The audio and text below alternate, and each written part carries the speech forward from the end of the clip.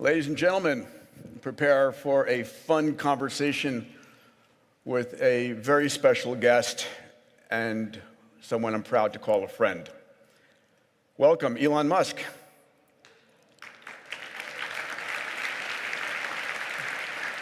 Elon, welcome to Riyadh. It's been quite an incredible 90 days for you, my friend. Yeah. XAI Colossus came online in 122 days. You're about to double in size again.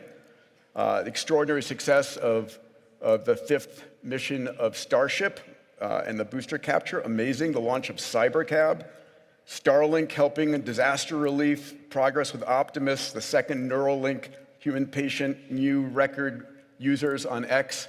And that's in 90 days. I'm sure I've missed a few things. Welcome. Yeah, I've been playing a significant role in this election. I think I saw you someplace on X dealing with election issues. Let's talk a little bit about AI, which is on the tips of everybody's conversations here. When we spoke last in March at the Abundance Summit, your prediction was that AI was increasing at a rate as fast as 100 times per year, and that by 2029 or 2030, we might see AI as capable as 8 billion humans. Are you still seeing that pace? Yeah, I mean, it's difficult. It's a difficult thing to quantify exactly, but I certainly feel comfortable saying that it's getting 10 times better per year, which is, let's say it's, 4 years from now, that would mean 10,000 times better. So maybe 100,000. Yeah. And I think it will be able to do anything that any human can do. Possibly within the next year or two, and then it's what can how much longer than that does it take to be able to do what all humans can do combined? I think not long. Probably only, I don't know, 3 years from that point. So it like 2029-ish, 28, something like that. the other conversation we've had, and you came out in the same side as Jeffrey Hinton in this, was 80% probability it's going to be awesome. 20% probability we're screwed. Are you still on those odds? Yeah, I mean, one could say it's most likely going to be great, and there's some chance, which could be 10 to 20%, that it goes bad. The chance is not zero that it goes bad, but overall, one could say that the cup is 80% full. Is one positive way to look at it, maybe 90%. All right, I like that, increasing odds. What keeps you What keeps you up at night besides running 6 companies?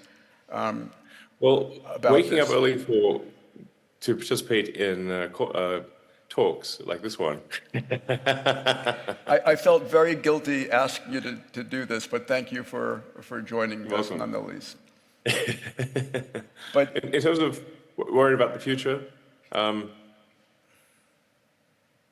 well, I think AI is a significant existential threat and something we should be paying close attention to. It's probably the most significant near-term threat. The longer term than that is the global population collapse. Birth rates have been collapsing pretty much worldwide, and we're headed to a situation where, for example, based on current birth rates, South Korea would have about a third of its current population, perhaps much less. Europe would have about half of its current population, perhaps much less. And I should say that those numbers are if the birth rate were suddenly to return to 2.1 per woman, which is a stability point, which it's not doing. So if the current compounding effect continues, you would see really many countries become 5% of their current size or less within 3 generations. I know you've been So doing that's, your I would consider that to be a very big problem. And I think if for most countries, they should view the birth rate as the single biggest problem they need to solve. I mean, if you don't make new humans, there's no humanity, and all the policies in the world don't matter. I know you've been doing your part to maintain the birth rate in the U.S. Yes, I am. I mean, you know, it's you've got to walk the talk. So I do have a lot of kids, and I encourage others to have lots of kids. But on the AI, and I'm sorry to go negative on this, but what are you doing right now that's most important for countering that 10% probability of dystopian outcomes? Is there something, or is there a regulation that you're promoting? How do you think about, the upside will take care of itself. How do you protect against the downside? Well, my instinct with respect to AI safety is that you have to create a maximally truth-seeking AI, which may sound obvious, but that's what I'm seeing being produced is not maximally truth-seeking. It tends to be trained to be politically correct, and for a lot of the AIs that are being trained in the San Francisco Bay Area,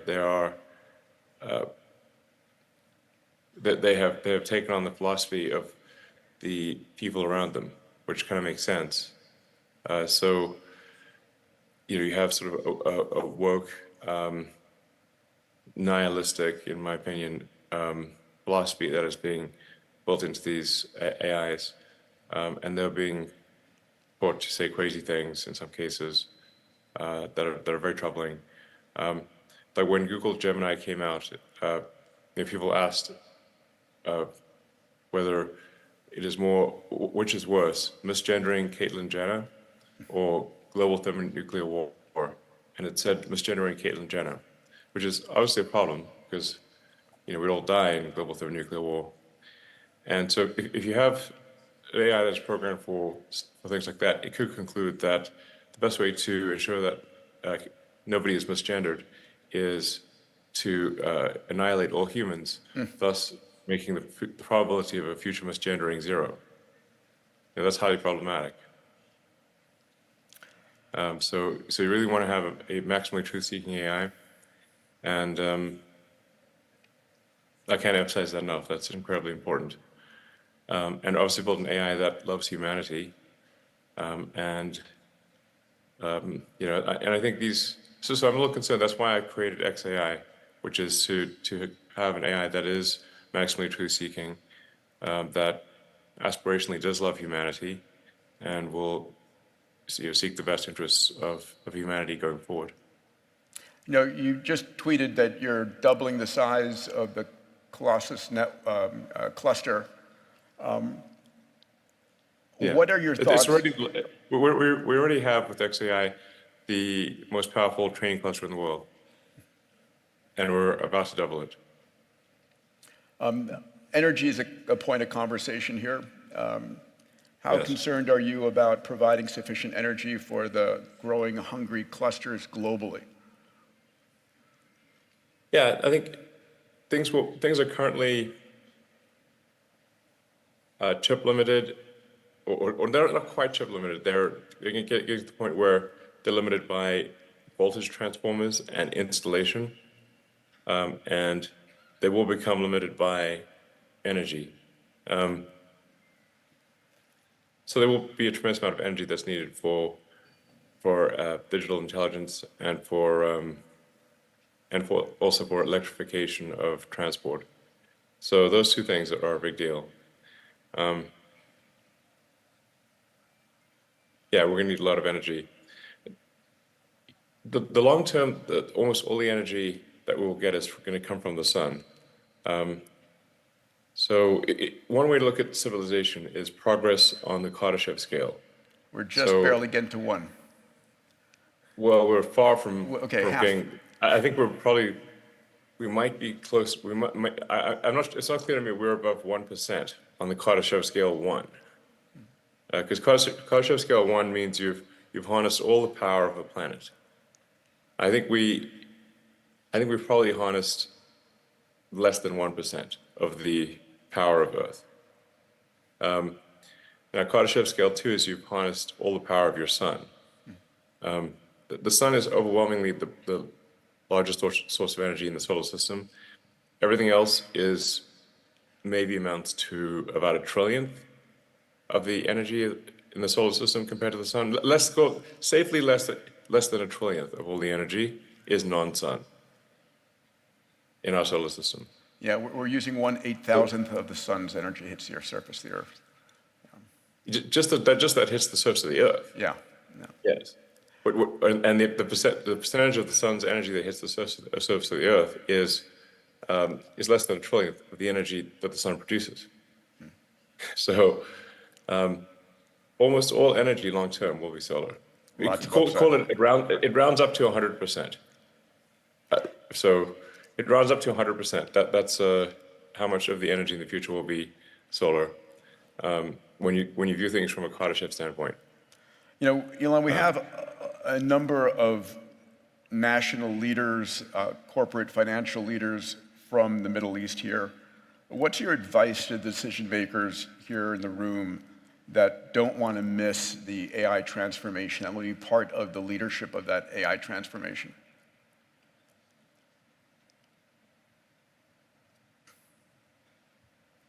Do they need to build their own clusters here? Are they partnering? Yeah, I think there's probably all countries will have their own AI clusters over time. It's currently very difficult to actually build an AI cluster and have it run. It's not like just pulling a computer out of a box. They are currently very difficult to run. And you have to say, are you going to be training a frontier model? Because if you're training a frontier model, then you need a massive amount of compute and a level of technical skill that is only a few companies possess. But over time, I think every country will have AI compute clusters. It's just going to be a normal thing that every country has. So, yeah. So basic infrastructure for every nation, like they have an electrical grid. Yeah, it'll be something like electricity, or or having an airline or something like that. It's every country will have AIs or multiple AIs. So, and there will be a lot of robots. There'll be a lot of robots. But we had way more robots than people. Yeah, let's have that conversation a second, because people are concerned about, as you said, dwindling populations. AI and robots have the potential to help support the GDP. Yes. Congratulations on Optimus 2 and soon Optimus 3. Your prediction on the number of robots by 2040, humanoid robots to be specific, what order of magnitude? By 2040? Yeah, so.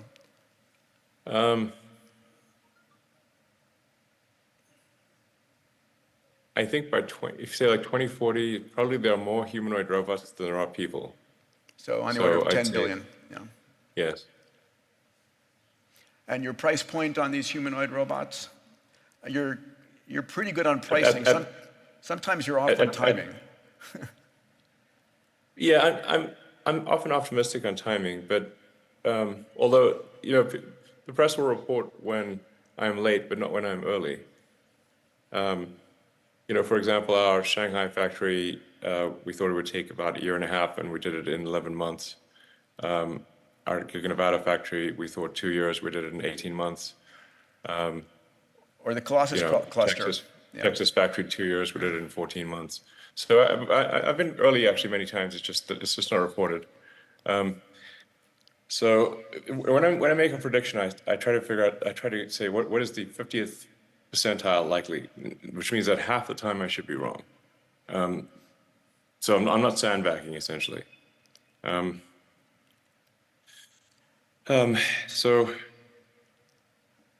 but I think that's once you get out to 2040, that's a long time from now. Going 25 years, there'll be at least 10 billion humanoid robots. And, and price From point. a cost, yeah, the price point will be, I think, quite low. Probably $25,000 for a robot that can do anything. We will be in a future, assuming we are on the good path of AI. I think we will be in a future of abundance. You know, obviously, you wrote a book called Abundance, so I think you would agree that that is probably the outcome. Basically anyone will be able to have any goods and services they want.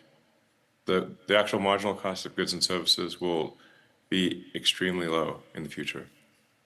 Let me, So, in our last 4 minutes, let me change the subject to something near and dear to both of our hearts. Congratulations on Starship. It was literally awesome, probably the engineering feat of this decade, if not more. not bad for humans. Not bad for humans. You know, we did that with no AI was involved in that whatsoever. So Amazing. I'm glad to say that we were able to do that entirely with human brains and without AI.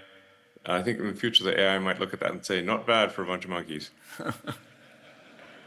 When are we on Mars? When is Starship on Mars? I think we'll be able to launch some starships to Mars in 2 years. So at the next Mars window, which is in about 26, 27 months, we're just about to start, or we're at the beginning of a Mars transit window now, and they occur every 26 months. So just over 2 years, we'll be sending our first uncrewed starships to Mars, and then if those work out well, and we don't increment the crater count on Mars, then we'll send humans 2 years after that. So a challenge to be on the surface of Mars before the end of the decade sounds like a reasonable proclamation for either I think so. for either side of the White House, hopefully. Yeah. I will go I feel there. more optimistic about it with a Trump White House than a non-Trump White House, because the biggest impediment to progress that we're experiencing is regulatory is overregulation. Got to keep those whales and so- sharks safe. Yeah.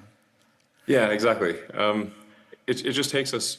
I mean, it takes longer to get the permit to launch than to build a giant rocket, and the bureaucracy in the U.S. has been growing every year and has particularly grown under the Biden administration. And unless we do something to scale back the overregulation, I call it sort of, America is getting, and a lot of countries are getting slow strangulation from overregulation. And unless something is done to push back on that, it'll eventually become illegal to do almost any large project, and we won't be able to get to Mars. Last subject. Congrats on the cybercab rollout. Pretty extraordinary. Kathy Woods predicted it to be, multiple trillions of dollars of potential GDP growth and impact. Give us some predictions on when we'll see cybercab, when we'll be ordering a cybercab. Yeah, well, Tesla, unsupervised full self-driving, we expect to be working in the U.S. next year with the Model 3 and Y. So you don't have to wait for the robo-taxi or cybercab to for Tesla to release autonomy. We're currently expecting to exceed human safety levels in Q2 next year, and then substantially go beyond that thereafter. And so really it's just a software update to the cars to be able to launch our self-driving network. So we expect to do unsupervised full self-driving and start that in California and Texas, around the middle of next year. And then, we have 7 million cars on the road. We'll have 9.5 million cars by the end of next year. So, and eventually we'll have a fleet of, I don't know, 100 million plus vehicles, and they'll all be autonomous. The Cybercab with no steering wheel or pedals, we're expecting to reach volume production in 2026. So that's certainly interesting. But like I said, the actual launch of a robotic taxi unsupervised full self-driving is actually next year. And at the event, the Tesla autonomy event, we had 50 cars, 30 Model Ys that were driverless, and 20 of the Cybercabs. And so autonomy is here, is what I'm saying.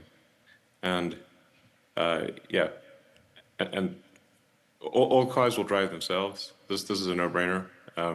They'll get to where they're 10 times safer than human-driven cars, which will save, I don't know, past 1 million lives a year globally. And then Optimus starts limited production next year, 2025, and then should be in volume production in 26. And then we'll grow to, I think, ultimately be the biggest product of any kind ever. So, and I kind of agree with Ark Invest and Kathy Wood that autonomy, like the sort of robotic taxis, makes Tesla kind of like about a $5 trillion company. The Optimus robot, I think, makes Tesla a $25 trillion company. It's not even clear what money means in the future. We end up in a post-capitalist society at some point. Elon, you make it look... we do sort of end up, it does become kind of post-capitalist. And like I said, and I know you agree with this, that we're, and looking at the most likely bright side, we're headed for an age of abundance where anyone can have any goods and services they want. It won't be a case of universal basic income, it'll be a case of universal high income is the most likely outcome. You make it look easy, my friend. Thank you for making some time available. I know it isn't easy. Let's give it up for Elon Musk, everybody. Thanks, Peter. Thank you, my friend.